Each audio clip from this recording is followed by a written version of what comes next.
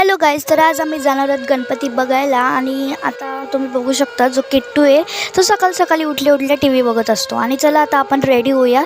आणि नंतर मी रेडी झाल्यावर आता वाजले होते 10 आणि किट्टूची मस्ती चालू झालेली होती. आणि आम्ही आता निघलो आणि ही ना आमच्या दीदीचा जो फोन होता ती विसरलेली, मग तिने माझ्या हातात दिला आणि मग आम्ही निघालो.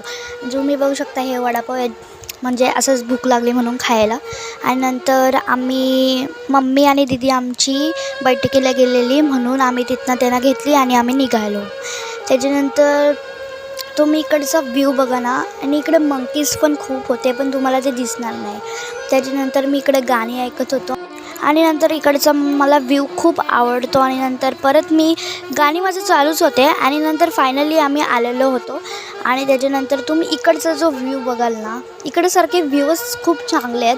आणि तुम्ही बघू शकता ही दोघं कसे चालले आहेत. आणि नंतर इकडे ह्यांचं शेत आहे आणि इकडे त्यांचं नदी आहे. आणि बघू शकता इकडे तुम्ही वारा पण खूप होता. आणि आता नंतर आम्ही इथे एंटर केला. तुम्ही बघू शकता किती गणपती इथे आहेत.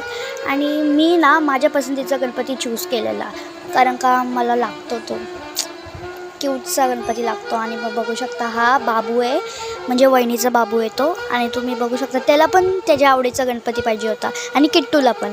त्याच्यानंतर तुम्ही इकडचा त्यांचा म्हणजे जो शेत वगैरे होता तो बघू शकता. आणि यांचं काहीतरी चालू आहे तिकडे असंच.